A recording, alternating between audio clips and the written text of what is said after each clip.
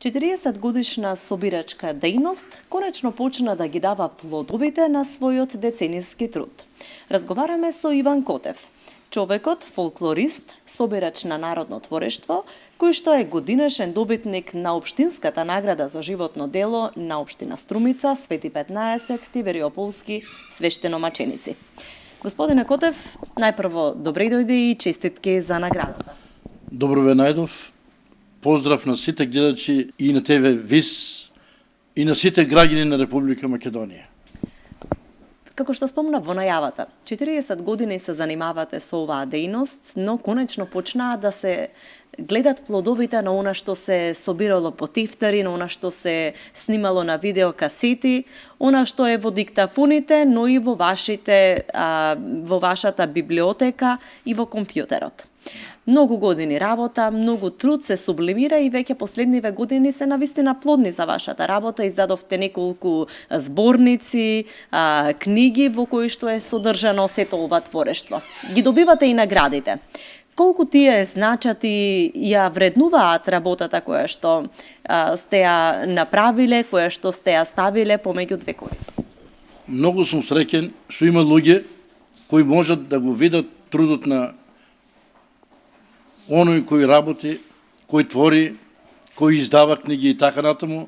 И јас сум многу среќен што ја добив оваа година годишната награда за животно дело на општина Струмица и благодарам на советот и на градоначалникот Зоран Заев, кој навистина покажа огромно разбирање за мојата работа, за мојот труд и за моето целокупно дело како научник, како фолклорист, како простен работник и со еден збор како општествен работник на територијата на нашата општина и подалеку.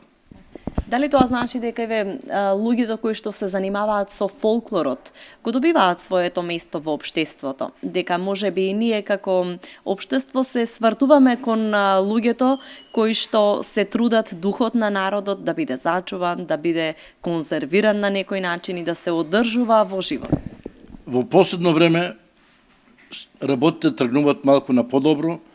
Јас ќе кажам пред се благодарение на медиумите кои што ни обраќаат поголемо внимание, потоа на политиката, на собранието и воопшто на целокупната јавност, така да сметам дека од ден на ден работи се движат малку на подобро.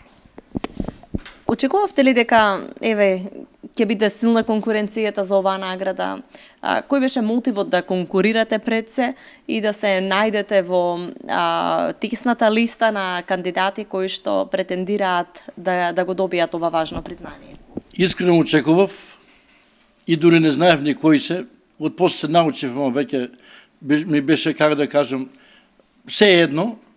Меѓутоа се радувам што во една навистина јака конкуренција Комисијата за општествени дејности нашла за сходно моето име да се најде на чело на листата и да ја добија престижната општинска награда, за која што јас навистина се гордеа во секој поглед.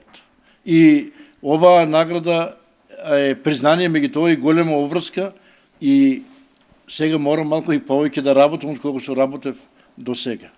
А работам поштено си ја гледам работата. Колку време посветувате на собирачката дејност, на класифицирање на она што го имате собрано, па и публикување, подготовка за издаваштво? Искрен да видам, не мерам во саатови, обично до 3 саата навечер работам.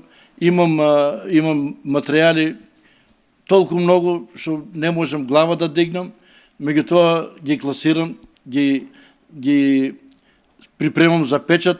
Еве во овој миг, ако се најде некој јавно да изјавам, ако се најде некој што може да ме поддржи финансиски, јас можам 5 тома народни песни и народни приказни од утре да ги дадеме во печат. Значи тоа е едно огромно фолклорно богатство што заслужува да влезе меѓу корици и да сведочи за едно време, за еден регион кој до сега, за жал, не е доволно проучен, ни доволно издаден. Велите дека имате премногу материјали, но ако еве ве прашат која е вашата желба, имате ли неостварена желба во врска со собирачката дејност?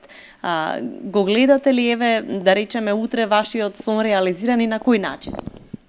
Јас имам моја животно цел, моје мото е тоа што ќе го соберам, да го обзнанам, ама сакам, ако може да се најде начин, бидејќи песните се за пеење, не се за читање, да се најдат средства, овие песни истовремено да бидат нотирани, така да далеките наши внуци и правнуци да можат тоа да го отсвират, да го отпеат, да го доживеат онака како што е случено од информаторот кој што е сниман кога се снимани материјалите.